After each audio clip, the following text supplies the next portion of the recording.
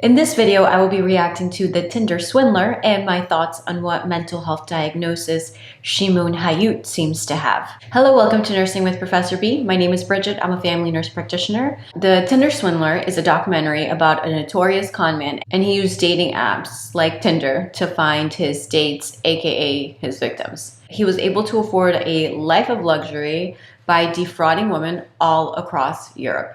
The first thing that I want to point out is I was really disappointed in the fact that so many people were victim shaming the women that were victims in this con man's game. And even if you say I would never loan this much money, well, they were still defrauded. They were still taken advantage of. So that's the first thing that I want to say is we should not be victim shaming. First of all, how can this happen to begin with?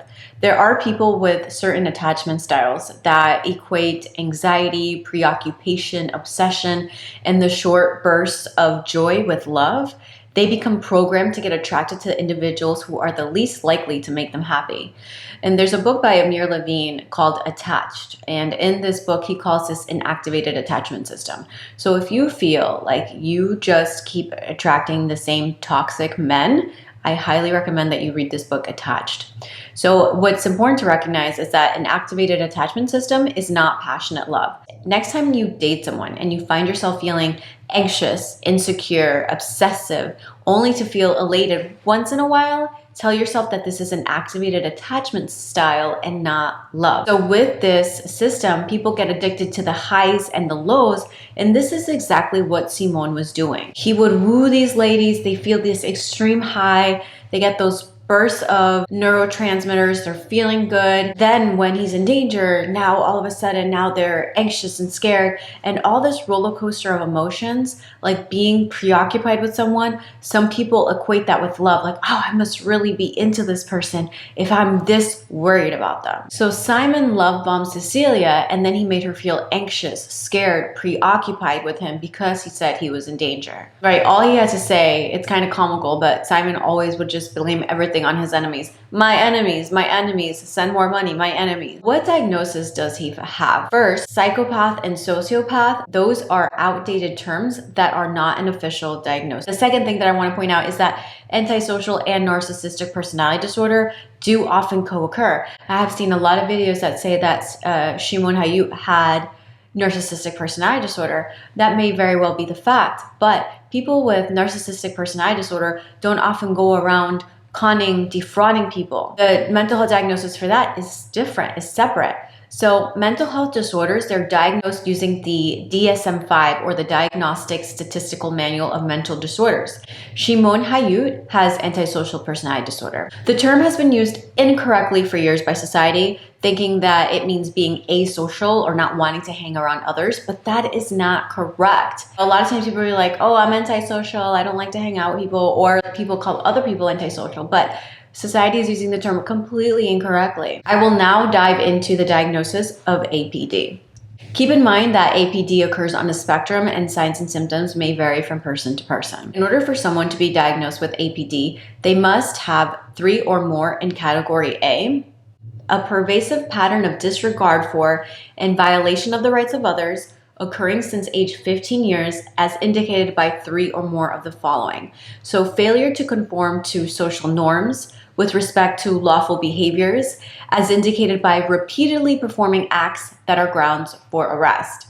And again, Shimon Hiyut does not conform to social norms. He's defrauding people. He is wanted in multiple countries, so he definitely fits that criteria. We would have to know more. We would have to speak to his mother to see if this behavior started occurring before the age of 15, but I'm pretty sure it did. I mean, there was plenty of phone calls in the documentary of him defrauding people that he was babysitting for. He was forging checks at a very early age. The second bullet point in category A is deceitfulness, as indicated by repeated lying, use of aliases, or conning others for personal profit or pleasure. This bullet point is like check, check, and check.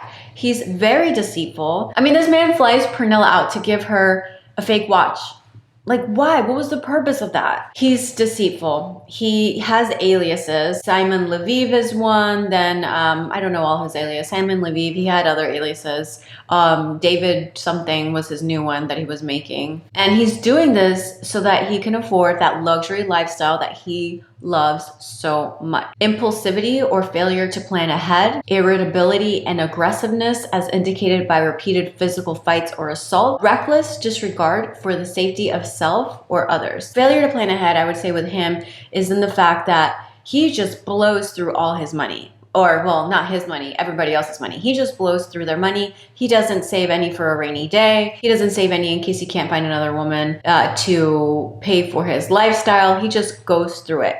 And he is very impulsive. He's constantly flying from country to country, here, there. Irritability and aggressiveness. All you have to do is, when someone with APD and you don't do what they want, you see the mask come off. And you saw how irritable and how aggressive he was. The threats he was giving to Cecilia and Pernilla about, if you don't have my money, I'm gonna do this or that. Do you know who I am? So he was definitely threatening these women. They were afraid of him. They were afraid of what he was capable of. And reckless disregard for the safety of self or others. When Pernilla got in that car and he thought someone was chasing him, he definitely just had no regard for her safety. She was scared for her life. Consistent irresponsibility. So an inability to keep constant employment or honor financial obligations. And yes, he refuses to pay back the debts, and he definitely not hold down consistent employment. Lack of remorse as indicated by being indifferent to or rationalizing having hurt, mistreated, or stolen from others.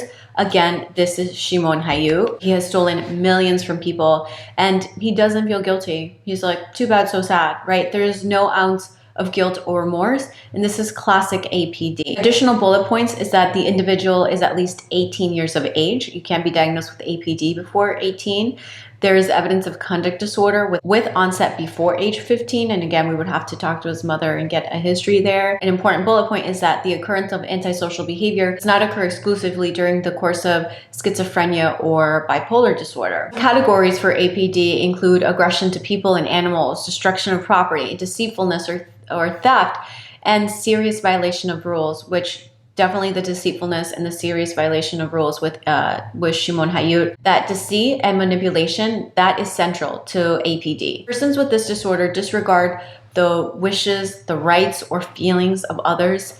They are frequently deceitful and manipulative in order to gain personal profit or pleasure. They may repeatedly lie, use aliases, con others, and individuals with APD show little remorse for the consequences of their acts.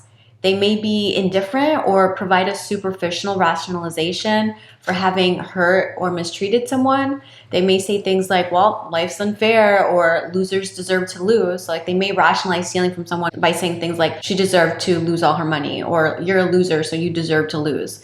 These individuals may blame the victims for being foolish, helpless, or deserving of their fate. And I think what is important to point out is that Cecilia and Pernilla were these trustworthy people. And the thing is, sometimes when you are a good person, you think that you project what you are unto others.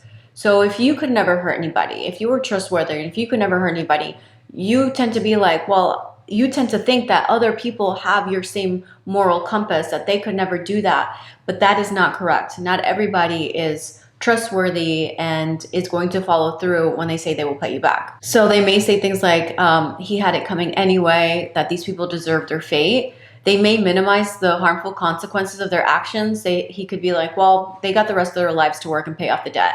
Or they may simply indicate complete indifference, and they generally fail to compensate or make amends for their behavior. And even now, after so many women have come forward, Shimon Hiyut is saying he's not taking accountability whatsoever. He's saying, that wasn't me, that's not me, those are lies. He's not taking any responsibility or accountability. Now, in regards to narcissism, because a lot of other channels are saying that Shimon Hiyut is a narcissist, it is possible. The one thing that really stuck out when I was reading through the DSM-5, which is an alternative DSM-5 model for personality disorders, is that there are traits of grandiosity and feeling of entitlement, self-centeredness, firmly holding to the belief that one is better than others, and condescension toward others. And again, Shimon Hiyut wore brand name from head to toe. He did have this sense of grandiosity, and he was the second